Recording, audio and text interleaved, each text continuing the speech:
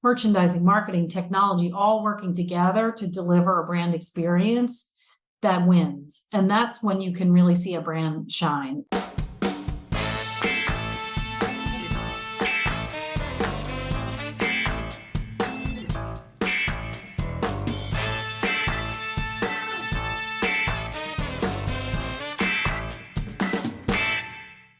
Okay, welcome back to the Marketing Playbook, presented by Details Interactive, Amperity, and Element.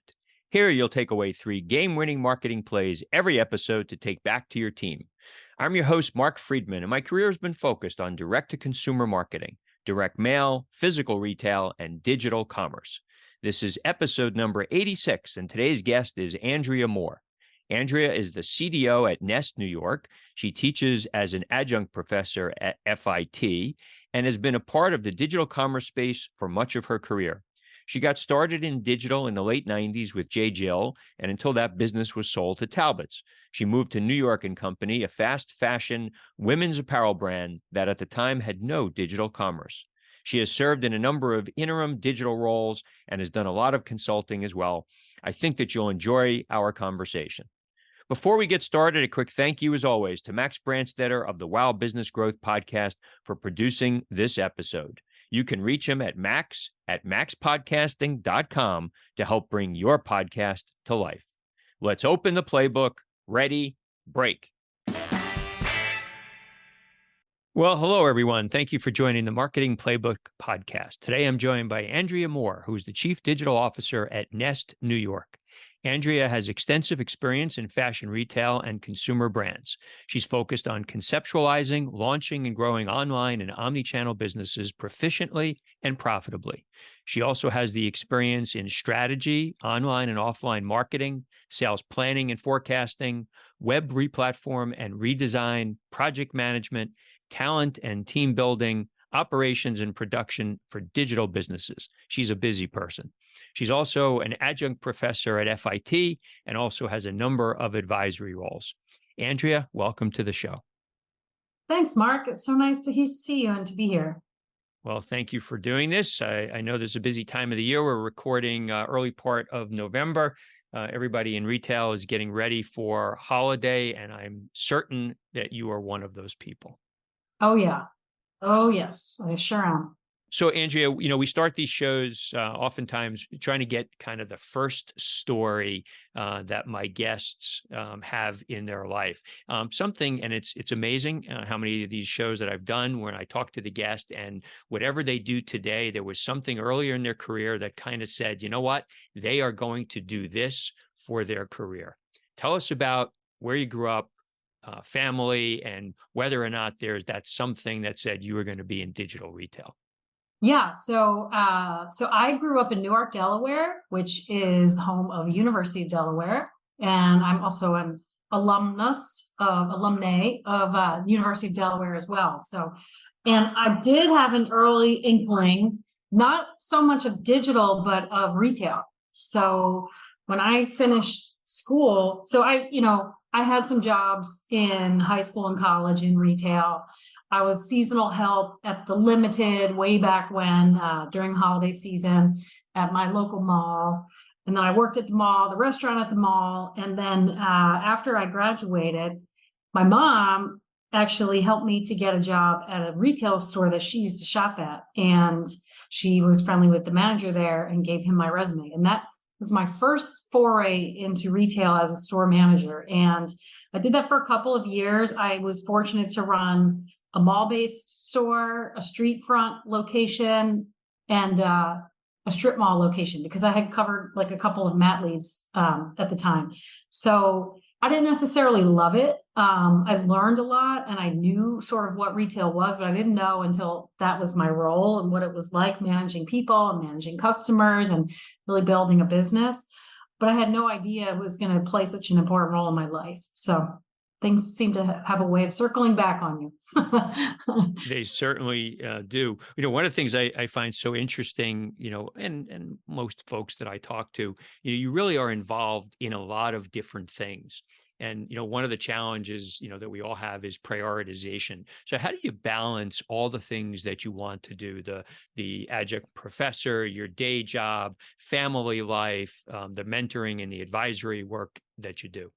I think about prioritization as being sort of fluid. Like each sort of chunk of time, whether it's a week or a month, something may take a different level of prioritization, right? And so, always, my family is my first priority. But after that, like if that's a fixed sort of priority and I have to build things around that, it's really about what is either the most important thing to me or what's the most urgent. But I wouldn't say I don't have it down to a science. I have many plates spinning all the time, just like a lot of other people do.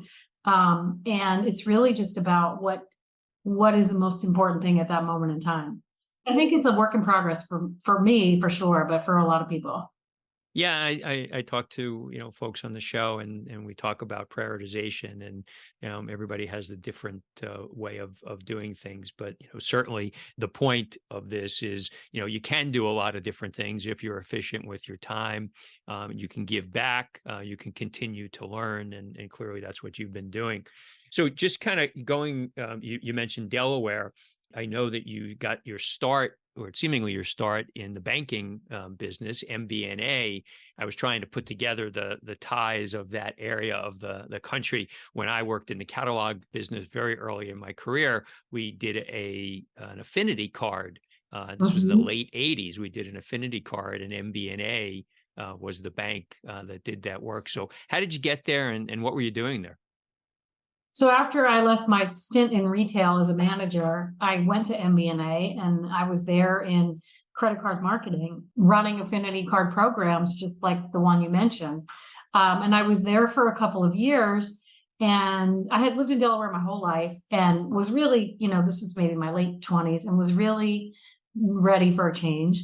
I had gotten a call from a recruiter for a company in Boston I had never heard of. At the time, it was called DM Management, and it became what became J. Jill. And I was asked to run the private label credit card program because the leaders there knew what MBNA was because of the affinity card programs that they had run so successfully. So MBNA later became part of Bank of America, but I was actually hired at J. Jill to run the private label credit card program, and then e-commerce became my project. Which now I would say now it's a lifestyle, but at the time it was like, oh, you're going to go do this project. So yeah, so you talk about J. Jill. I was in the catalog business, as I mentioned. About the MBNA affinity card, DM Management. The late John Hayes. Did you work with John? I did for a long time. Yeah, and that business. He and I guess George Berman, was it? Yeah. They repositioned that business, and really made a great success out of J. Jill. And I always said the business that I was part of was called Tweeds. And it was this catalog business that was kind of an offshoot of J. Crew in the late 80s. It was similar customer demographic. Crew was preppy. We were more bohemian. It was, oversized product. It was unisex. And, like many companies that are private equity and in those days venture capital, we kind of moved away from our knitting and didn't get as successful as we had hoped. And J. Jill came in that repositioning and essentially did what Tweeds was doing, but much better than we ever did. So interesting how our paths were kind of touching there. So you talk about e-commerce. It was kind of your project.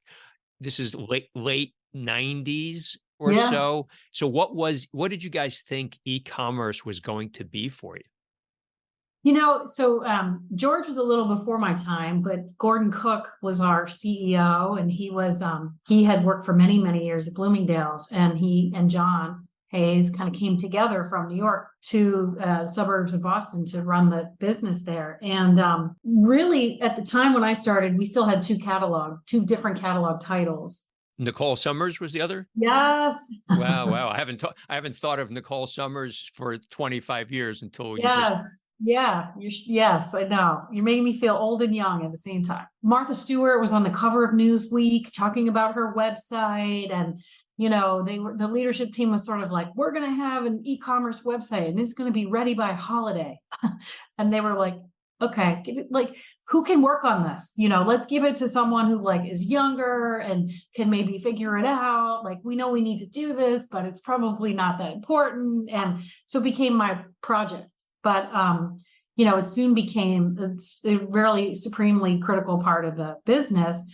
Being a big catalog company, it was initially easy to convert people into buying online, much more easy than we expected. And then so I joined there in 1998, and then we launched the .com business in 1999 at the same month that we opened our first 2 stores. And we had made the decision to shut down Nicole Summers, the other catalog business, and really put all of our energy behind making J. Jill an omni-channel brand. And that was way before people talked about omni-channel. I mean, that was like the very beginning of that. So it was really an incredible experience. At that time, I was working for Hanover Direct and the company's store catalog, and we were just starting to think about what online was. And then I in 2000 moved to Brooks Brothers, and that's really where I got my first opportunity in digital. So very similar time frame to you.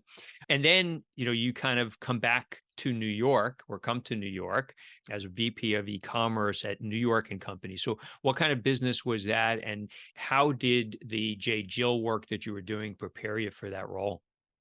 Yeah, so I left J. Jill. I was there for 8 years, and I left as we were selling the business to Talbot's. So at that point, we had about $80 million digital business and about 250 stores. So it was really an incredible opportunity. And every couple of years, it was like being at a different company. And I learned so much, especially from the unbelievable direct marketers that we had there. And also because, like, to your point about Hanover and Tweets and all that, like, all of those businesses started out being excellent at e-commerce because we knew how to fulfill, we knew how to answer the phone, we knew how to take care of customers remotely. Our customer already understood all of that. So it was sort of an easy transition.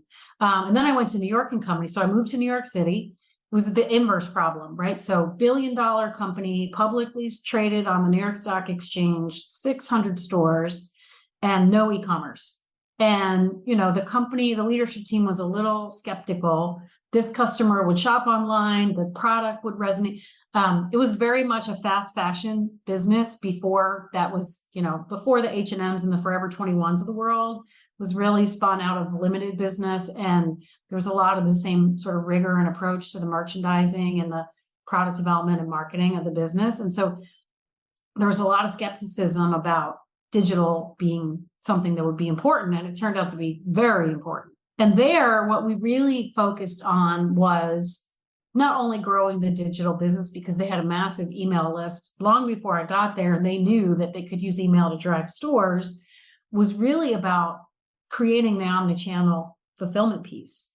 Because 600, you would have like a pair of pants and it would have a certain rise, a certain leg opening, a color, size, and across 600 stores, it would be almost impossible to be in stock. And so one of the things we started to work on right away was fulfillment for retail demand out of our e-commerce warehouse and business. And that became a very important lever to get the store teams motivated about digital, because they were worried that it was going to hurt their business. It's interesting how many businesses that were not shipping from stores. They had stores in a digital business, weren't shipping from stores and really wanted to. And once they did start shipping from stores, they realized how hard it was to ship from stores. Oh, yeah. And we really did not do that as much as we shipped from our warehouse. We called it save the sale. And so, like, especially we focused on a few key items, and we just really heavied up the inventory in our e-commerce warehouse to fulfill the demand that we just couldn't be in stock on in the stores. And it made a huge difference to driving sales in those stores. Eventually, they did do in-store fulfillment. That is very hard. That's complicated. That's for sure. Having been in a number of companies that are doing it, it's definitely challenging. Speaking of New York and Company, that was a fairly promotional business. You've been in retail for a long time. Talk a little bit about, this conundrum. You need to move out sales. You need to hit your numbers. In many instances, part of the way to do that is to be promotional. But we all know that once you become promotional, it's super difficult to break away from that. How have you dealt with that throughout throughout your career?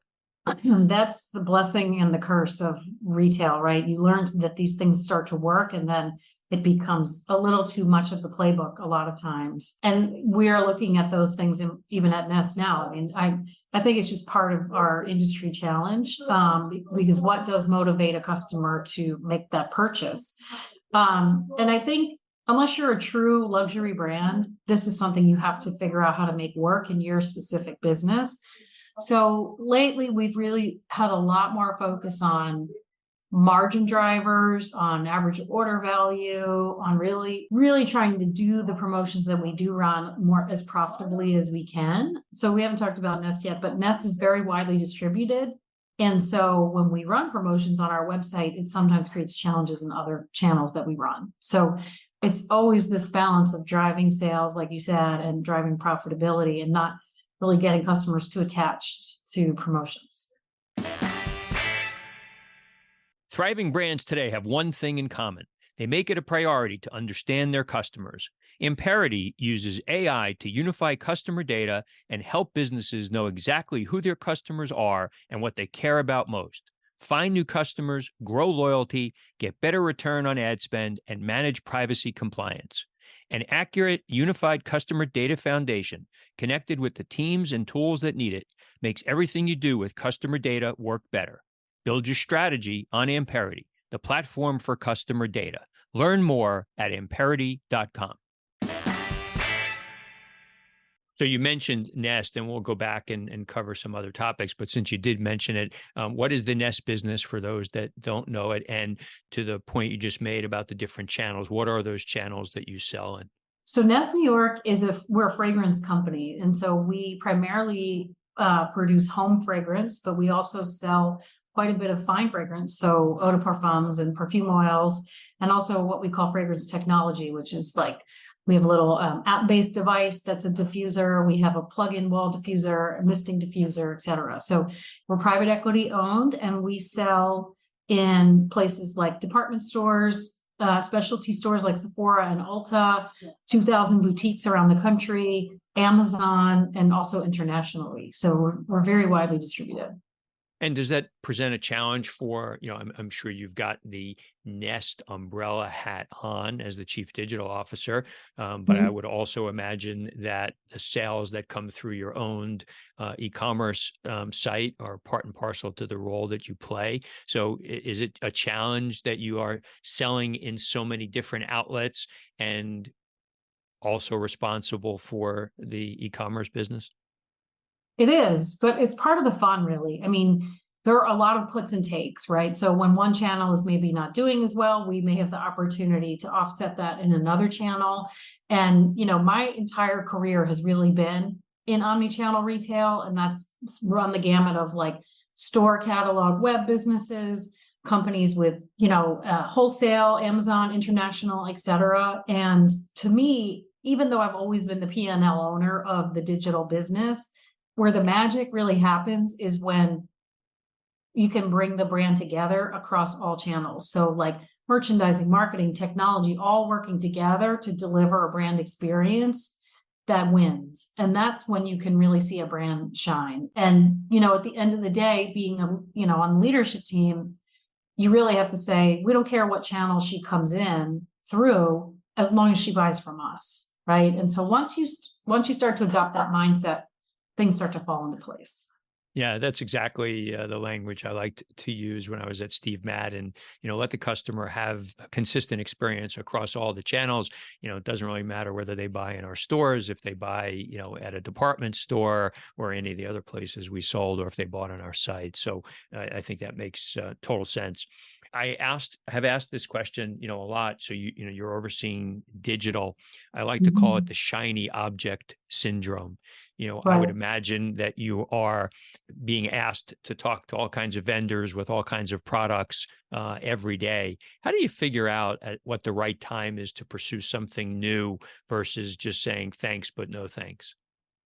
I think that's a great question. And I think you have to I think it's like not even 80-20, but like a 90-10 of like 90% really running what's most important to your business and having that maybe 10% or so flexibility in your bandwidth and your budget to try some new things, but I think you have to clearly outline what you're going after, maybe at the beginning of the year or the budget cycle, to say, we want to take X amount of money and resources and we want to try something new, and then kind of use that to like delve into it, look at potential technology solutions, look at vendors, do the work on seeing what your competition is doing and what really makes sense, but always through the lens of what works for this customer and this brand. Because like you said, there's a lot of shiny objects out there. Most brands I've worked in, you don't necessarily need to be on the leading edge of what's happening. You need to be not the first mover, but you need to be in the pack when the timing is right. And so it's really keeping an eye on what's happening and when it's right for you. So when somebody comes calling and it's, something that's interesting to you, but perhaps wasn't on your radar, is there something that, the listeners might take away from a comment that you could make here that says, all right, I wasn't planning to do it, but something they said got me interested? What might that something be? I really look for partnership with the vendors that we do work with. I like it when we can go deeper with the vendors that we have. I think it's better from a bandwidth and a loyalty perspective and a top of mind, ability to really be a part, to really get the mind share from the vendor. So I like to pilot new ideas with existing vendors. That's my best case scenario, where we're not like breaking everything in at once, but we're maybe like testing an add-on product from a core vendor. And we've actually done that this year a little bit, which has been it's been worthwhile, because I don't know how many times you work with Shopify, but in the Shopify ecosystem, there's like millions of apps, and you could have all this, all these different apps and all this noise happening in your environment. And what I've really found is that fewer is better. So yeah, I've actually, had some experiences with Shopify, and, despite, the technologist saying that this doesn't happen, my experience has been that, as you start to add in the apps, there is contention that happens. Their sites slow down. Shopify tends to be, in my experience, is a slower platform in many respects anyway. So when you get more complicated, it just makes it, more difficult. And I think we would all say that, well, I can't speak for everybody, but certainly site speed matters from a conversion point of view. I like your thought here about, going deeper on things that you already own. So many brands are so over tooled. yeah, They don't have they don't have a good balance between the tools that they have and the staff that they have. And, they're not even using as much capability as what they're paying for. So I like that idea of going deeper. Let's talk a little bit. You were at Alex, and is it Ani or Annie? yeah, it's Ani? Yeah. Ani. Okay. So Alex and Ani, you started as in an interim role there, and then, came on as an employee. So just quickly talk about that business. And you've had a couple of situations where you started in an interim role and then moved into full time. I think there's a lot of that happens. I've experienced that. That's worked well for you? Yeah. Yes, I've done it a couple times in my career, and it is a great way to really understand a company, its culture, the team, the challenges, before you make a commitment, and vice versa, right? For the company to really understand you and what you bring to the table, and to see how it fits in with what they're looking for. So I have done a number of interim leadership stints.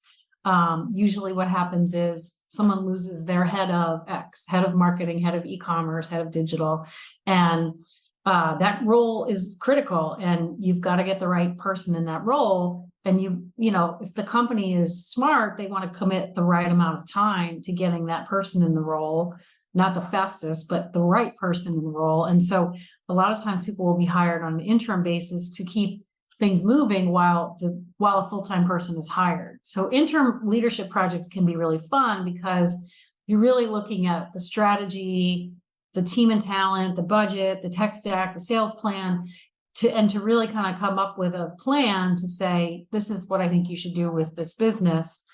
And then, I've been in those roles anywhere from 6 to 18 months, leading a business, and sometimes even hiring the replacement person and doing that transition. So it's really an interesting way to sort of work on things, and you're a little bit less bogged down in the day-to-day, which is also very nice. Yeah, couldn't agree more. I've been lucky enough to have a few of those roles myself, and have enjoyed actually in one for the most part right now. So that's great. You've also, much like me, have done quite a bit of consulting on your own consultancy. How do you find clients? So people always ask me this. I know a lot of people. I've been in this industry for a really long time. I find in general, networking is the best way to find new opportunities, new vendors, meet new people that have expertise that I'm looking for, and clients, from a consulting perspective. That's the number one way to do it. I'm not like a classically trained sales or biz dev kind of person. And so the times I've been in consulting, it's always trying to figure out the balance between how much time do you spend trying to get clients and how much time do you work with clients. So I would say networking, and I would add to that like in-person networking. Like I love going to events and meeting people and talking to people and hearing about the problems people are having and thinking about their solutions. Element is an award-winning advertising agency optimizing e-commerce campaigns around profit. In fact, they've helped 13 of their customers get acquired, with one selling for nearly $800 million and one that IPO'd recently. Plus, they were ranked as the 12th fastest growing agency in the world by Adweek. If you're an e-commerce business that needs help scaling your ads profitably, check them out at element.com, spelled ELUMYNT.com.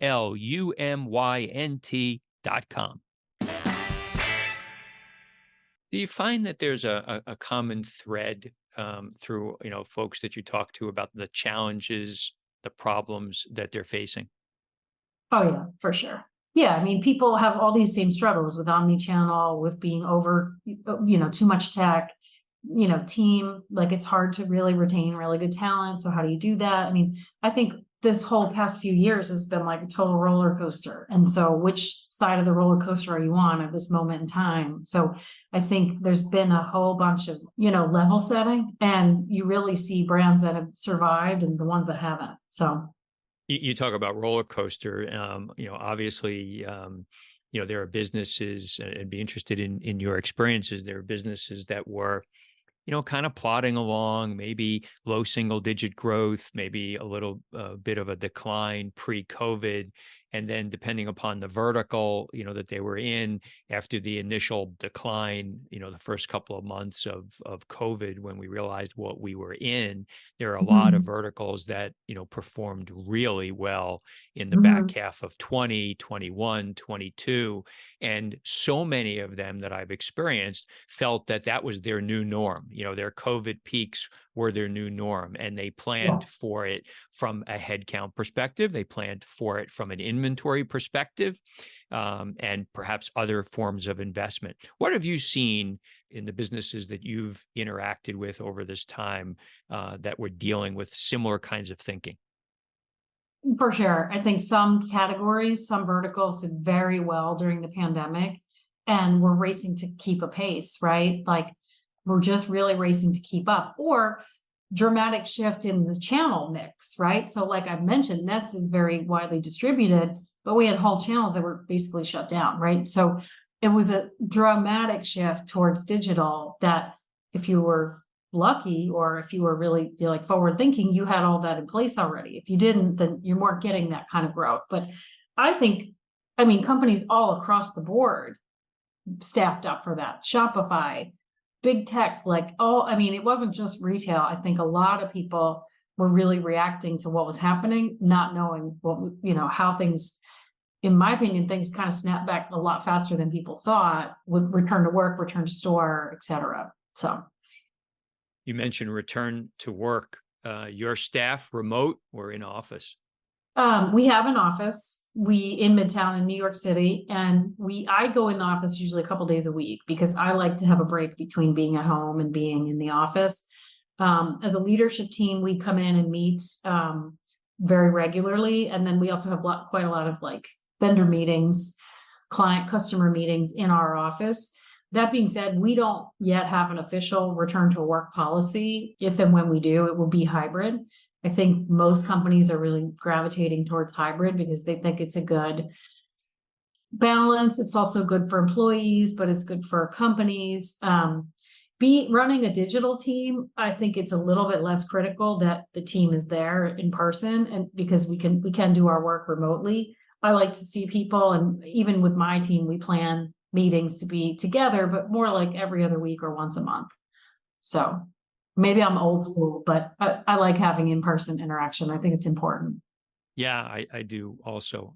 Though I do I do like coming down in the morning, having my coffee and not having to get in the car or a train and go anywhere.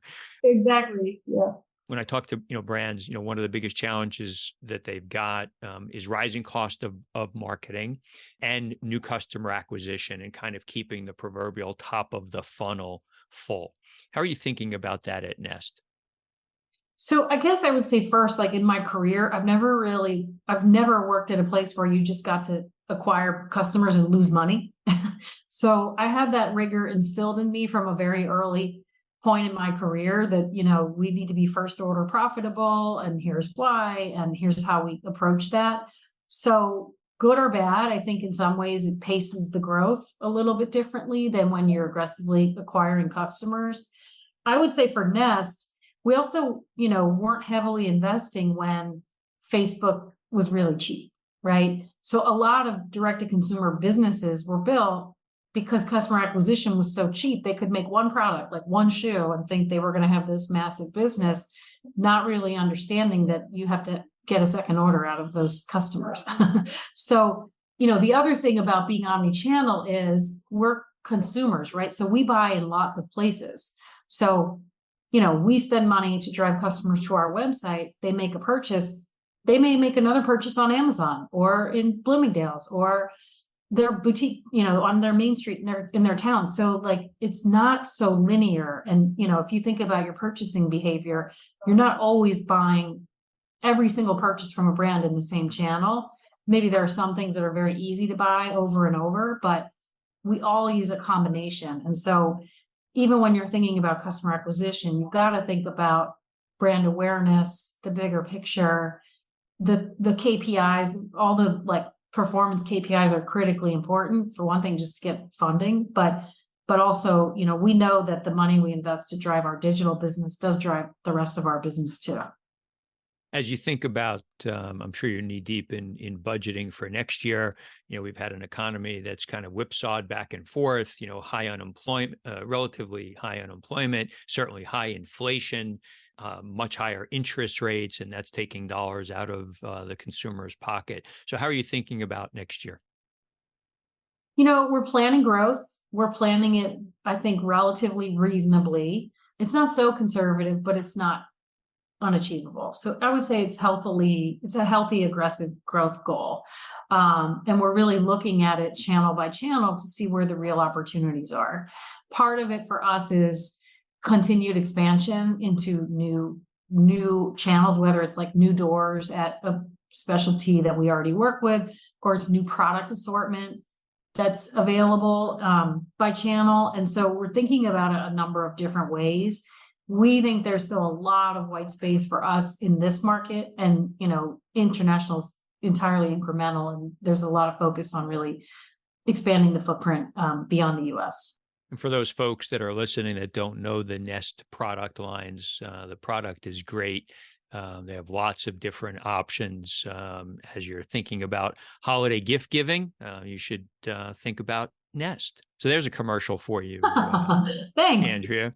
So as we wrap up, 3 things that maybe are keeping you awake at night about your business.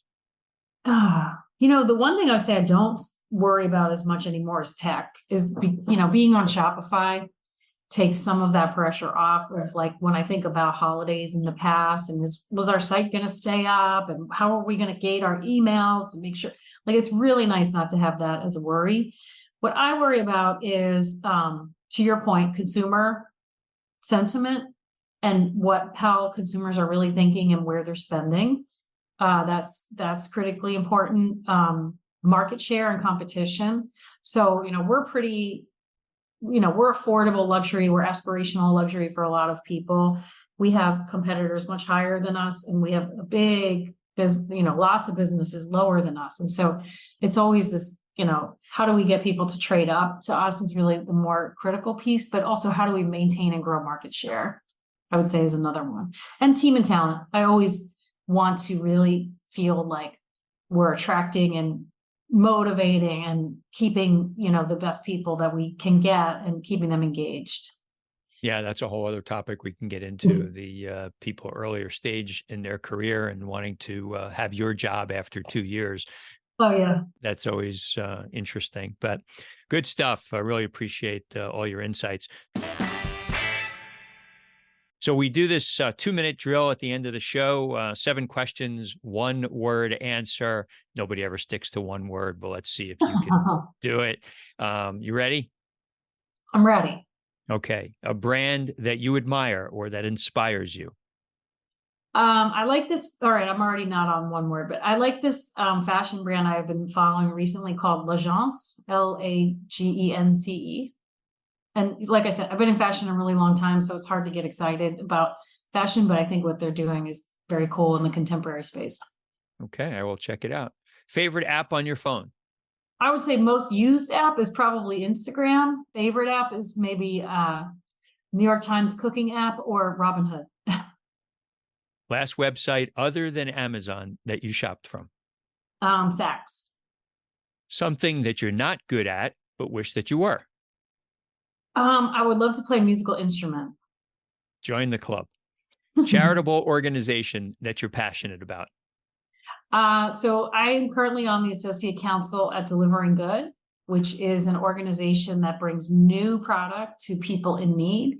So there's lots and lots of excess product in this industry: apparel, shoes, backpacks, personal care items, and there's lots of people in need. And so we do really 2 things: disaster relief, so when there's a hurricane or an earthquake, as well as our day-to-day support of places like homeless shelters and the like. So what I love about it is that it solves 2 problems: brands and retailers that just have way too much inventory that they need to get rid of, and people who need it. So it's been a lot of fun. That's great. If you had 1 superpower, what would it be? I think I would like to see into the future. Other than family, what's your most prized possession? It's a little bit of a toss-up, but when my husband and I got married, his mom, my mother-in-law, Cheryl, gave us this incredible sculpture of a woman. And because my husband had always loved it and I really liked it. And it was just a really special, meaningful gift. So maybe that's it. Very nice. Where can people reach out to you on social media should they be interested? The best place is LinkedIn. Okay, great. Well, look, thank you very much for the time, Andrea. Nice to see you. Congratulations on all your success and all the work. And I hope that you and the business have a great holiday season. Thank you. Thank you so much. Thanks for having me. My pleasure. See you soon. That's it. Today's game ball goes to Andrea Moore for coming on the Marketing Playbook. To me, today's 3 game-winning marketing plays were as follows. Number 1, we covered this one often in our shows: networking and in-person interactions. You heard Andrea speak about how important it is to build a network. It could be to help answer questions for your job. It could be because you're looking for a new job, and it could be because you're a salesperson. But building and maintaining a network is crucial, and you cannot do this from behind your screen. You need to get out there and physically interact with people. Number 2, let the customer shop where they want to. If you're part of a multi-channel brand like Nest, it should not matter whether the customer buys from you at your site, another retailer site, or from a physical store. Your story and experience need to be the same regardless of the channel. And number 3, and this is also another repeat thought, the shiny object syndrome. Andrea offered a great way to think about this. Use the tools that you already have better than you're using them today. You made a decision to work with a partner. Push them hard to make sure that you're getting all out of the solution that you can. That said, do devote some time, even if only a small portion, to listen to new vendors about new feature and function that might be available. It'll keep you fresh and up to date on what's going on in your respective industry. Thank you, Playbook marketers, for listening to another episode. If you want to check out more pages of the Marketing Playbook, make sure to subscribe on your favorite podcast spot and leave us a 5-star review on Apple Podcasts. Until next time, the devil is in the details.